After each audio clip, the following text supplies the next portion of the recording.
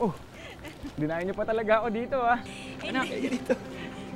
Sinamahan ko to sa eskwelahan, mag-ayos ng requirements. Tsaka, ito to.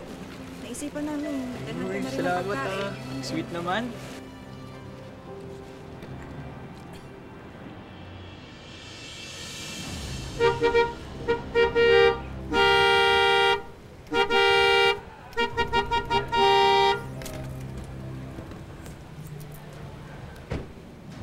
Miss, ano ba? Hindi mo ba narinig yung busina ko? Diyan ako magpa-park. Umalis ka dyan. I-reserve ko to para sa kotse namin.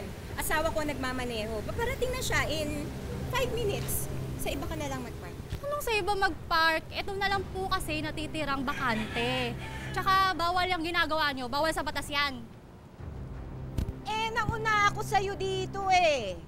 Kahit anong sabihin mo, magngangawa ka dyan, hindi ako aalis dito. Masus ka palang matanda. Kaya Ano sabi mo? Ano sabi mo? Ano sabi mo? Ano sabi mo? Basti mo ang Bawal po dito mag-away. Ayan o, ayusin mo ang pagsasalita mo, ha? Ma'am, walang galang lang ho. Nauna po kasi yung kotse ni ma'am dito, kaya siya yung papayagan namin mag-park dito, ma'am. Nauna! May signage po tayo. Bawal po yung ginagawa niyo. Tama. Pasensya na po. Ay nako, kahit magtulong pa kayo, hindi ako aalis dito. Manigas kayo. Ah, ganon. Teka. Ayan po, no? Naka-live po tayo ngayon at kitang-kita kakapala ng mukhang babaeng to. Anong katsipan yan, ha? Ito. Ikaw talaga ang yabang-yabang mo. Ayan, Lumang-luma yung kotse mo, kaya napaghahalata na galing ka sa squatter. Naku, kayo talagang mga mahihirap. Akala mo kung ano mga gusto ninyong eksena, ha? Hanapan ko po kayo ng ibang mapapark. Ayoko siyang hanapan mo. Ano nangyayari dito? O ayan, yung babaeng to. Gusto mag-park dito. Nandito nga ako. Nauna ako eh. Di ba first come first serve dito? Nauna ang asawa ko. Ano problema? Hoy! Anong first come, first serve? Hindi niya ba gets? Ano yung asawa mo? Sasakyan? Hoy, bastos ka! Tigilan mo yung pagbibidyo mo, ha? Tigilan mo yan! Ano ka ba? Bakit nila ako? Bitaw mo yung asawa ko, ha? Sir, wala namang ho ganyanan. Hindi niyo ako kailangan saktan. Ginagawa ko lang yung trabaho ko. May patakaran tayo na kailangan sundin dito, sir. Nanlalaman kayo eh. Ayun po yung signage, sir, oh. Nakikiusap ako sa inyo, umalis na tayo dito kasi nakakaabala tayo sa iba. Na kayo dyan. Halap kayo ng parking. Pati kayo nakikialam dito. Sige na, umalis na kayo dyan. Nakakaabala kayo eh. Umalis na kayo dyan. Huwag na kayo makialam rito. Hindi ka na nga.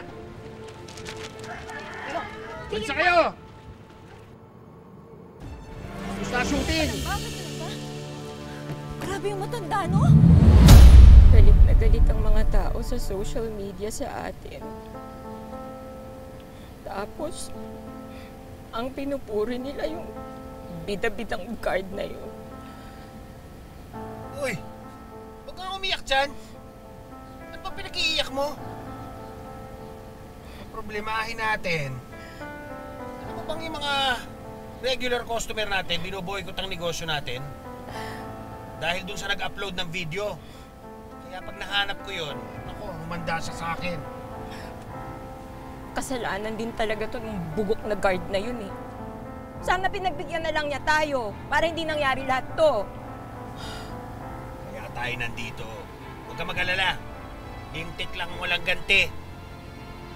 Dito dumadaan yun eh. Ano ibig mo sabihin? Oh. Ito na. Kumapit ka. Pa? Kumapit ka. Pa?